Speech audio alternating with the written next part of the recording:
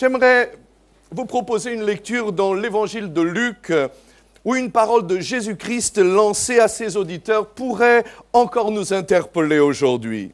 Dans Luc chapitre 6 et verset 46, nous lisons ces paroles de Jésus. « Pourquoi m'appelez-vous Seigneur, Seigneur, et ne faites-vous pas ce que je dis ? Pourquoi m'appelez-vous Seigneur, Seigneur, et ne faites-vous pas ce que je dis ?» Partout dans le monde, il y a des gens qui se reconnaissent comme appartenant à Christ. Ils se disent faire partie de son Église. Comme nous, ce matin, des centaines de millions de personnes se lèvent dans les églises pour chanter et pour prier Jésus-Christ en l'appelant Seigneur, Seigneur. Mais ne croyez-vous pas que cette confession est très souvent incohérente avec la vie que nous démontrent ceux qui professent le nom de Jésus-Christ? Et je ne parle pas seulement des autres, mais je parle d'abord de nous-mêmes. Lorsque nous reconnaissons Christ comme notre Seigneur, c'est que nous nous reconnaissons ses serviteurs. Mais vivons-nous en réalité cette relation ? Ou n'avons-nous pas limité ce rapport et cette appartenance à Christ simplement à de belles oraisons et à quelques discours insipides et surtout sans conséquence? Je suis persuadé qu'aujourd'hui encore, et plus que jamais, Jésus ferait retentir ces mêmes paroles. « Pourquoi m'appelez-vous Seigneur, Seigneur, et ne faites-vous pas ce que je dis ?» Jésus nous appelle à la réconciliation, mais nous ne sommes pas prêts à dépasser notre orgueil pour répondre à cet appel et aller vers l'autre pour regarder les choses sous un autre angle.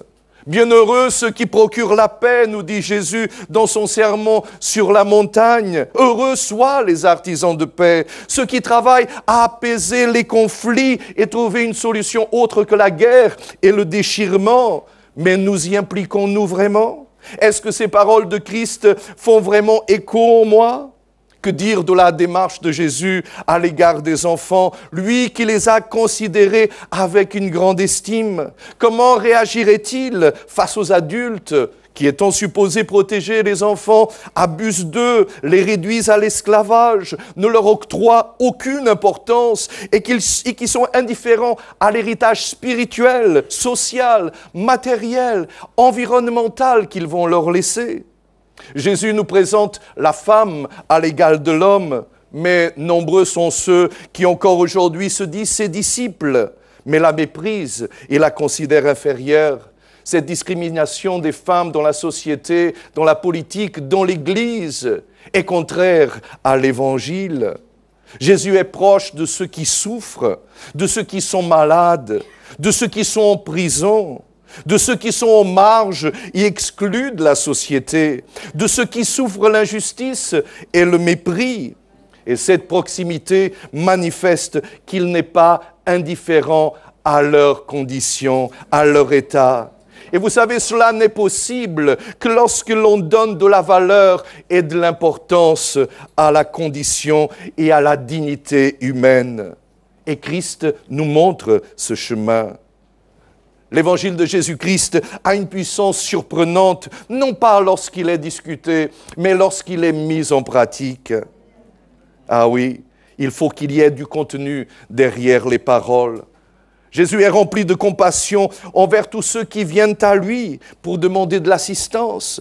Mais il n'épargne pas sa colère envers les religieux imbus d'eux-mêmes et dont l'apparence est tout ce qui compte pour eux. C'est leur seul souci. Il faut reconnaître que les chrétiens n'ont pas toujours pratiqué l'évangile que Jésus leur a enseigné, mais chaque fois qu'ils l'ont fait, c'est toute la société qui en a bénéficié. Et c'est vrai encore aujourd'hui, car l'homme est l'objet de l'évangile. Et la dignité humaine qui y est enseignée constitue un fondement solide pour une vie égalitaire, pour une vie solidaire, une vie multiculturelle. Il y est enseigné que l'amour du prochain, est aussi important que l'amour pour Dieu, car l'un ne vaut rien sans l'autre. Et cet amour n'est pas platonique, ni une simple question de sentiment. Il signifie tout simplement que nous ne pouvons pas rester indifférents à la souffrance et à l'injustice. Cet amour doit être prêt à dépasser les frontières nationales, culturelles et religieuses. Il doit être dirigé envers tous les êtres humains, indépendamment de leur classe sociale, de leur sexe, de leur race, de leur nation. Aussi, la xénophobie, elle est incompatible avec l'Évangile, de même que l'antisémitisme est une perversion de la culture humaine. Les intérêts des êtres humains restent plus importants que les intérêts du capital. L'ordre économique capitaliste que nous avons vu s'élever ces dernières décades, est en contradiction complète avec l'Évangile et constitue un crime contre des millions de personnes qui doivent survivre dans la misère et dans l'ignorance. Ah, si seulement Christ était entendu et surtout si son message était mis en pratique. Mais aujourd'hui encore, le message de Christ retentit et on peut l'entendre dire « Repentez-vous, repentez-vous ». Se repentir, du grec métanoïa, n'est rien d'autre que changer de pensée. Ce que Christ est en train de dire est changer votre manière de penser. Et c'est vrai que le plus grand problème de l'homme est justement celui-ci, accepter de penser autrement. Le monde a besoin de l'évangile de Christ.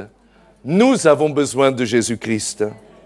Pouvons-nous nous lever maintenant et faire monter un chant en forme de prière, confesser ce matin que nous avons besoin de Jésus-Christ. Je prie pour qu'il se révèle à chacun de vous et à tous ceux qui, à l'écoute de ce culte, acceptent de se remettre en question.